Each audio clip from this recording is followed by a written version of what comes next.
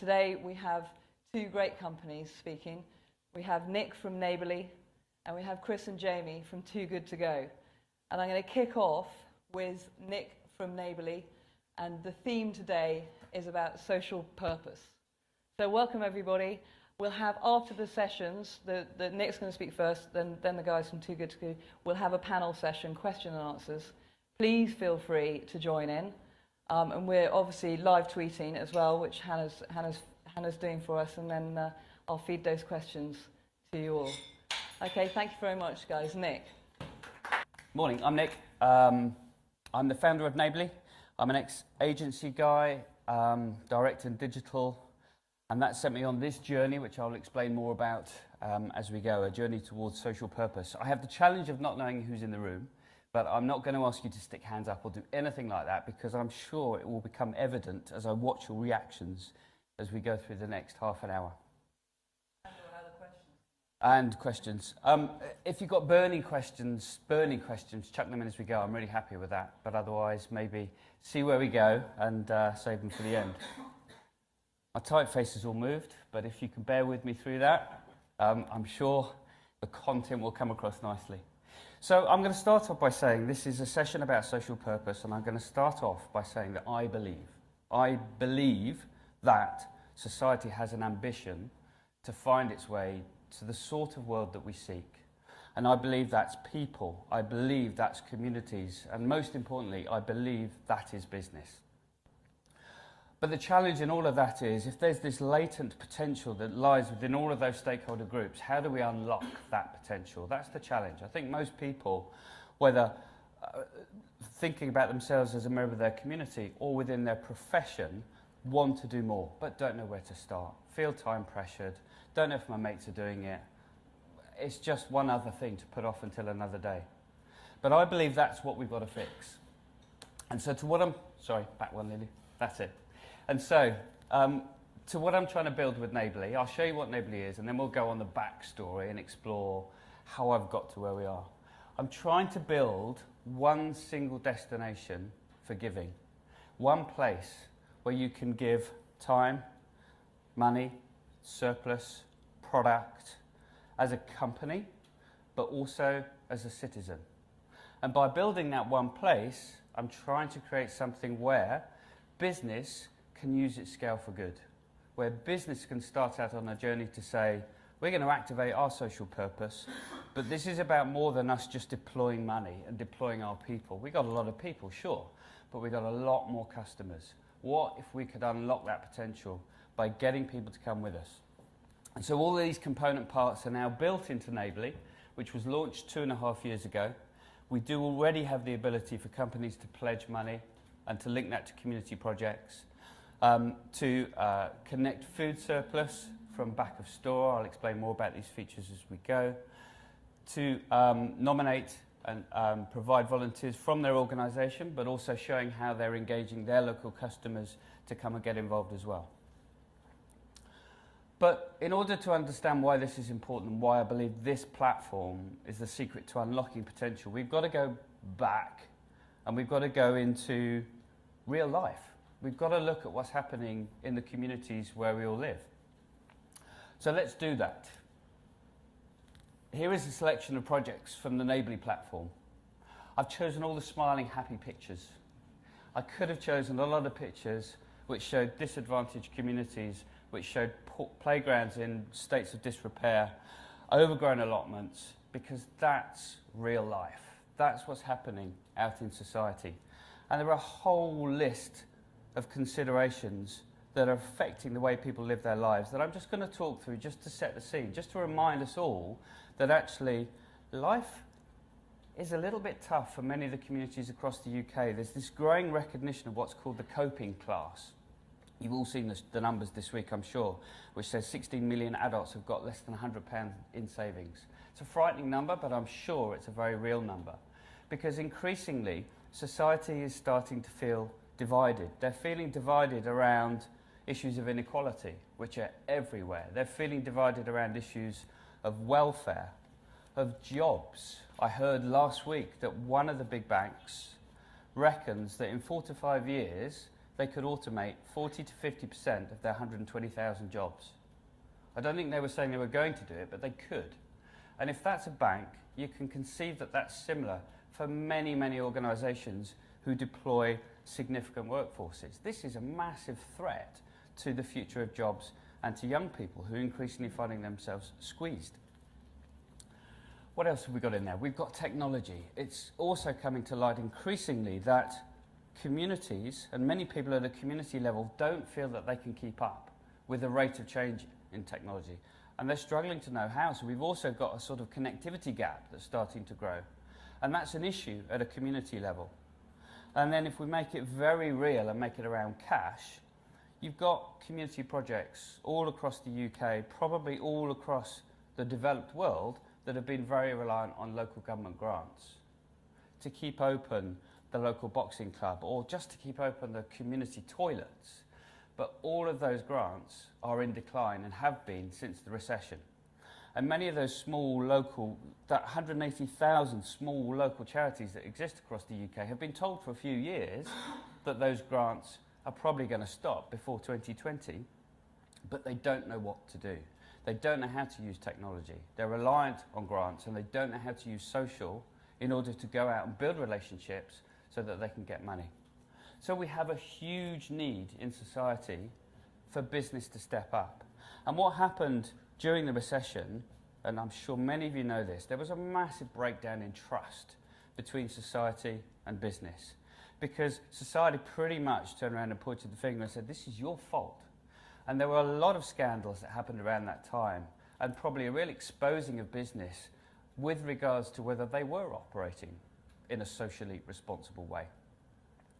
And that trust and that massive shift, I think the figures were something like 95% of people wouldn't care if the majority of the world's brands ceased to exist tomorrow.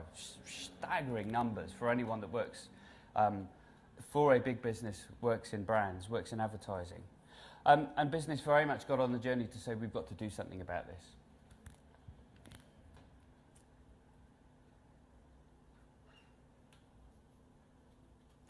So who's going to start? How are we going to create the shift? How are we all going to get together as stakeholders to turn this around? I firmly believe, next slide please Lou, thank you very much, that the one thing that's common across all of those stakeholder groups is everybody cares about their future well-being. Whether that's an individual, a community, a council caring for that community, or a business. Future well-being, future success is the thing that unites us. And business has the unique advantage, big business certainly, of having 10-year view data. And if you are a Unilever, or a Danone, or an IKEA, or any of those forward-thinking thought leader brands, you know that by looking out 10 years, if you don't start to make changes now, then real trouble is going to come down the line with regards to your future success. And that really starts by, it's not the changing behaviour patterns in customers. Yes, they are changing, but they're changing pretty slowly. It's not the changing legislation that's going to come down the line because of climate change, because yes, some of that legislation is coming, but it's coming very slowly. What's really driving that change for big business on those big future forecasts is their staff, their colleagues, and what their colleagues think and care about the company that they're working for. So again, I'm sure you all know this data, but particularly the millennials, it's not just the millennials, but particularly the millennials are saying, I'm going to make a choice of who I work for, not based on my pay packet anymore, not based on those benefits, but based on whether I believe in the purpose of this organisation. Because it's really important to me that I work for a purposeful organisation. And if you're looking that far out, you're thinking about future leadership talent and wondering whether you're going to be able to compete if you don't have the right people. So what I'm saying is, for a business to really start tackling this and to go on a 6, 7, 8 year plan towards making purpose central to the way their business operates because they believe they must, they have to start from the inside out. They have to start from their colleagues. And I'm fascinated to see what these two chaps are going to say, because we will share many insights. We do collect, as Neighbourly, we connect surplus food from the back of store, which is a parallel proposition. But the first thing, the most important thing that we found in all the journeys with the companies that we've spoken to is when people walk past food surplus at the back of store every single day and see it go in the bin or have to throw it in the bin, that hurts them here and they can't do it anymore. And so what they start doing is they start writing and using social media and they start pushing their companies to change their behaviour from the inside. And it's been the first place really to engage business around the need to go on the journey. It's not around what customers are saying, it's around what their staff think. Does that matter? I'm not sure it matters. Business always is going to be self-serving. It's always got to do things and make decisions that are about the welfare of business. They have to create a profit. That's why they exist. But if they're being motivated to do that for any reason and to make those changes, that's got to be a good thing.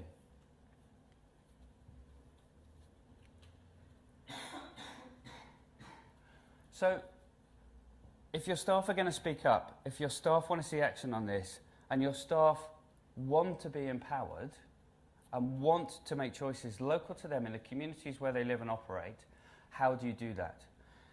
If you try to do CSR at a national scale and try to empower all those people manually, it's impossible. You can't do it because you can't control it, you can't get the data, you can't capture the stories, and you don't have a feedback loop, which is why you need a platform in order to really scale this up.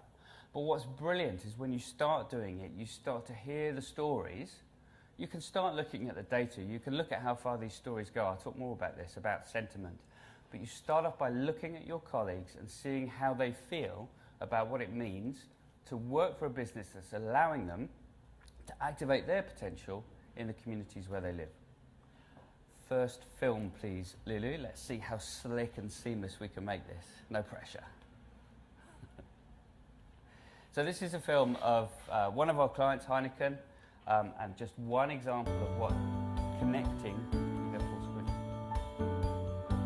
I love my job here at the brewery. It's always different. We never really had any direct knowledge of what Heineken were doing for charity. I just didn't feel like I had been part of it. We're going to be going out to one of the charities that they're supporting today. And today I'm going to find out what they do and how they help the homeless.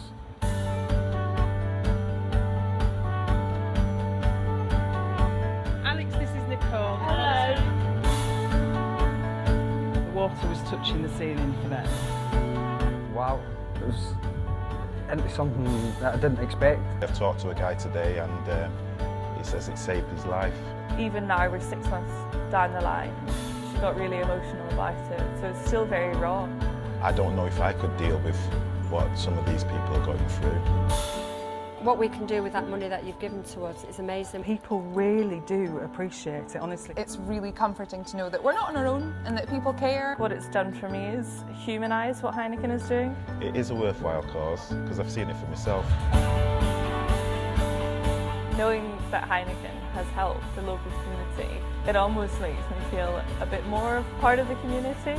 I never knew about this project. It was so close to the brewery. It's just there, it's just across the road. It's going to be an eye-opener maybe for a lot of people back at the brewery. It has been, you could call it a little bit life-changing for me. It's a nice feeling.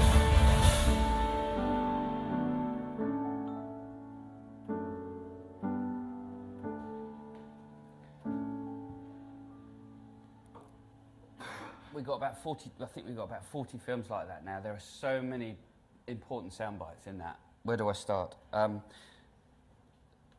soundbite around humanising what Heineken is as a company is massively important because this is all about humanising business. That's what purpose means. We're all people. People that work for business are all people. But sometimes, if they're just directed in this profit direction, they can't think about what it means to be a part of the community where they live. This is about what happens on your doorstep and people just not knowing what's around the corner, but when they're given the opportunity to connect, there is so much opportunity to unlock potential in the community that's around you. What else is in there? This is about really small donations. £500 from Heineken to a local community project means much more than £500. It means a global brand validating that project, giving them airtime, giving them a reason to recruit more people get interested, it creates a halo effect around what that work is, and it motivates more and more people to get involved. People have a different relationship from corporate brand HQ to a business that has a brewery or a shop around the corner. So I've heard people say, I don't like brand X because of the things that they do or the things that they haven't done, but I like Phil down the road in my shop because he's a good guy and he makes a difference here. They have different relationships, and the opportunity to rebuild trust from the bottom up is absolutely valid. It's there. Next one. Next slide, yes. Right, this is the only, I've tried to make this as clean as possible, apart from my type all slipping and moving all over the place. But here's a little thought journey to go on for you. And this really covers, I suppose, 10 years from CSR, which is dead. Please, please let's kill CSR. Nobody ever mention it again. Because CSR is the tick box exercise which says, we're going to keep going off and making a profit, but we're going to have this little department which actually is responsible for making sure that we paint a pretty picture in our annual report. And that's what it used to be like. I'm being deliberately provocative here, but companies used to do just enough in order to be able to tell those stories to say, we're actually thinking about it, sort of. But that era is over because society expects, and colleagues expect so much more. They expect authenticity and they expect a valid contribution. So let's say we're at a place now where we're at SRB. I've made that up. That's not a thing. That's sustainable and responsible businesses. But bear with me, it sort of works.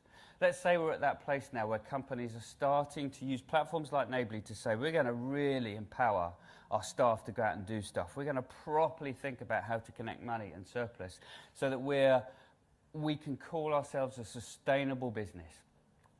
And many of the thought leaders are at that place now. Many of the Unilever brands within the portfolio, the Marks and Spencers, the Heinekens and so forth, they haven't fixed everything. They've still got challenges in their supply chain. Many of them are carbon neutral, but they've perhaps got issues where certain suppliers perhaps aren't quite as demonstrating the integrity that they do. But they can confidently say, if we haven't fixed it, we're transparent on it, and we've got a plan to get there by 2020. And there are a lot of people in that camp now.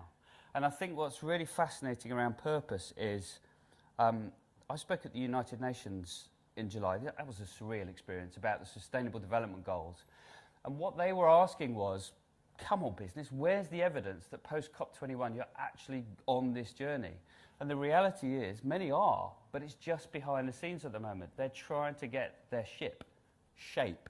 They're trying to get sorted on the inside with their colleagues and in their practices and through their supply chains before they project an image of purpose into the world. Because the first thing, particularly in the UK, we'll do is turn around and scrutinise where you're not doing it yet. So many brands are at this place now where they really, really are demonstrating that they're activating their purpose within their business. CSV is a real thing, and that's the next phase from CSR. CSV is creating shared value.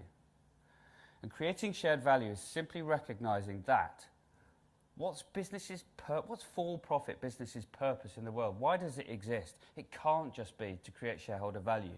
It's got to be to create a value exchange in everything that the business does. So if business starts thinking about how they can amplify contribution by leveraging their skills and resources, and society starts saying thank you and recognising those businesses for their efforts by changing their purchase behaviours, that's creating shared value. So we have a responsibility as people. If business is going to lead, we must engage. We must start recognising that and thanking those businesses and making different purchase decisions and recognising these brands through social media when they do the right thing, instead of continuing to look and scratch the itch for the bit they haven't quite got right. And then amplification is crucial, because if you take Mike Barry at Marks and Spencers, who's the business director for Plan A and huge friend of Neighbourly, he's been on with us on our whole journey, he's already recognised that he's got 83,000 staff that he can connect to local communities. Marks and Spencers have already connected every single store to a local community project. That's their Charity of the Year programme now, chosen by local people. They've also connected every single store to a food surplus charity, and have already given over 300, or it might be 400 tonnes now. It's over 600,000 meals of food in 6 months. It's huge, but they're not talking about it because you don't want to promote this stuff, you just want to do it, and you want it to be discovered, so that when it's discovered, people can then share. But the amplification bit comes to Mike saying, well, I've got 83,000 staff, but I've got 32 million customers. And when I pick an event like a beach clean and ask 3 of my staff to go to that beach clean, but I'll write to my customers, I'll get another 40 people. Because when M&S writes to you and says, why don't you come and volunteer with us to do this beach clean? It'll be fun and we'll bring the sandwiches. People come along because it's M&S. And many brands have the power to do that. They have that brand and that trust, which is still there. People want to find it again. To leverage that is really to make a change for society at scale.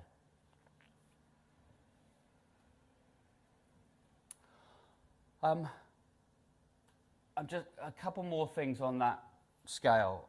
So I mentioned the SDGs, the Sustainable Development Goals. They're there. I don't know how many people knows about them. The 17 goals with 169 targets, which are quite simply a 2030 ambition to end poverty in all its forms around the world and to leave no one behind.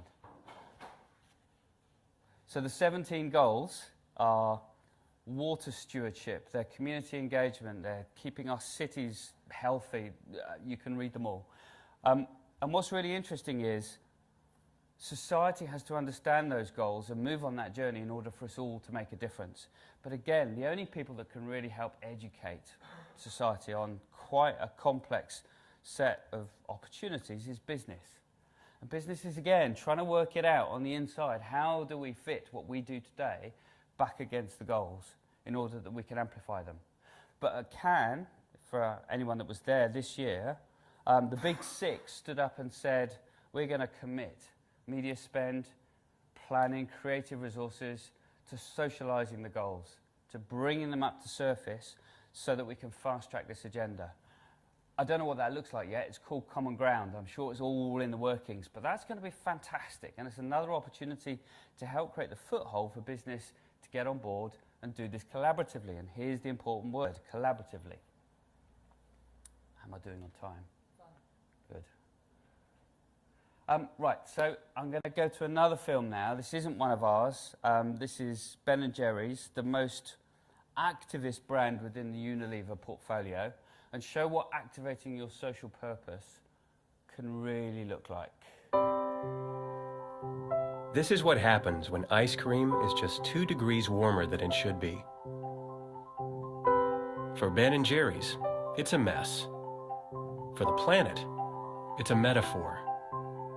Because a 2-degree warming of our planet's climate would have an equally dramatic, though much more significant, impact. But we can prevent it. If we take action and demand that governments, policymakers, and business leaders do what it takes to stay below 2 degrees, we can reverse the trend of climate change. By acting now, we'll create innovative solutions that keep our planet, and those who live on it, thriving. Because while a 2-degree change may not seem like much, the truth is, it means the world to us. Join the global climate movement and take action now at benjerry.com/climate. That film must be at least 18 months old now. But what's really interesting is 18 months ago it was pretty much unique. But I don't know if you guys have seen what's happened in the last 6 weeks, that sort of back-to-school feeling, and the brands such as Nationwide, NatWest, who else? There's a whole Unilever doing their portfolio ad to say, these are all the brands in our portfolio, and we're creating big pledges to change behaviour for 1 million people or to educate people on hand washing. Suddenly, purpose is starting to mainstream. And the reason why that's happening is back to those boxes. These brands that think they've got a firm tick in operating as a sustainable business are now working out, well, what's our fight? What do we stand for? If we're a for-profit business that's got to be about more than profit, what can we tackle? What's our thing? And gradually these brands are working out where there's a really logical fit for them to engage, and it's really logical with us as citizens, as consumers, to say, yes, thank you. Get going on this, because we know that we've got to get involved, but we don't know how. We just don't know where to start. So that's a great film, but I expect to see many, many more. And already for the last few years, purpose has been showing up significantly at Cannes. And I think we're just tip of the iceberg. Should I say that at this juncture? I'm going to show another film now, which is, again, Marks & Spencer. So our lead clients are Marks & Spencer's, Heineken, Starbucks, interestingly, which we should talk about, Body Shop, Prudential, British Airways, and we've got many more brands following on. We work in such a small space. We work with so little money that anything extra would just benefit us hugely. £2,500 to us is a lot of money. This money is going to go a long way into making sure that we can continue to share life, celebrate life, and food and a meal with some of the most needy people in London.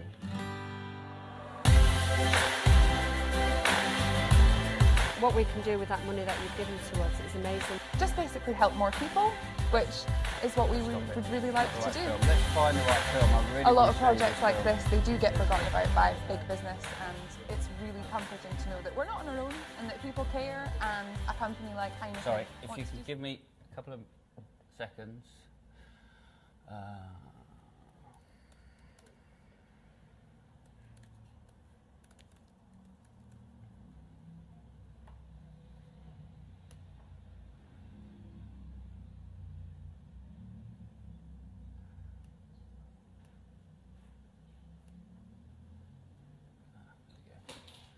Right, let's try this one.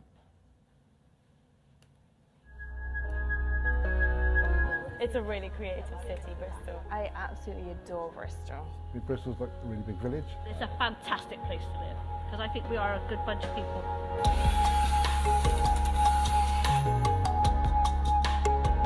All these projects, getting everyone involved and together, it's just fantastic. Some of the volunteers that I've got have already said, when can we sign up for the next one? At the end of the day, you know, it's about all of us helping each other. Bristol feet holding Bristol streets together. Bristol people coming out whatever the weather. Bristol hands rolling Bristol sleeves to rock another day in the rhythm of one another.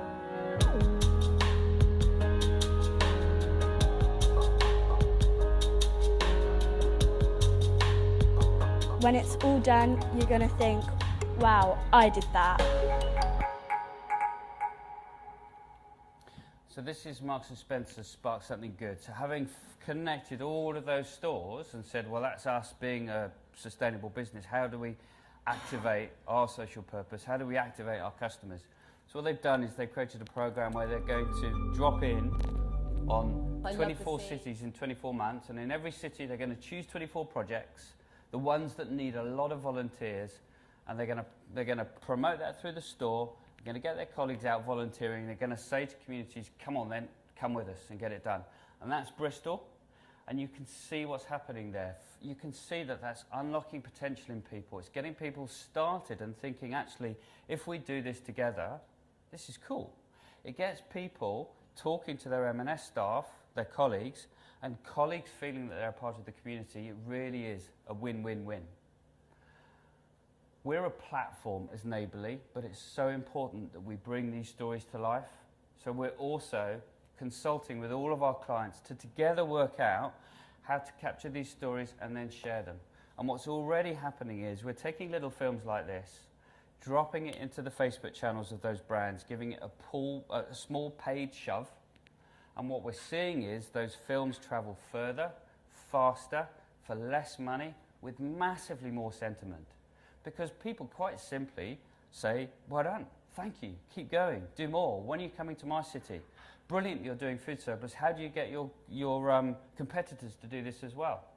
And what that means is finally we're closing the gap that does exist between corporate reputation and marketing, where marketing for a long time have perhaps thought this was a bit too granular, where marketing still needs to lead with a big top-down idea, but you can't deliver change at scale. You can't use your scale for good just through a really smart activating social purpose campaign idea, you've got to get granular. You've got to take it down to a community level.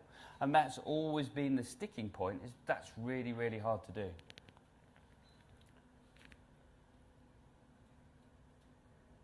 So let's go back then to what is Neighbourly. And perhaps it makes a little bit more sense now why this as a platform is a critical place for brands to come in order to make these campaigns real at a community level.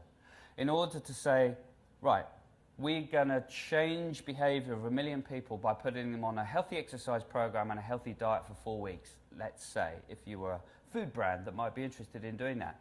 How would you go out and touch 1 million people?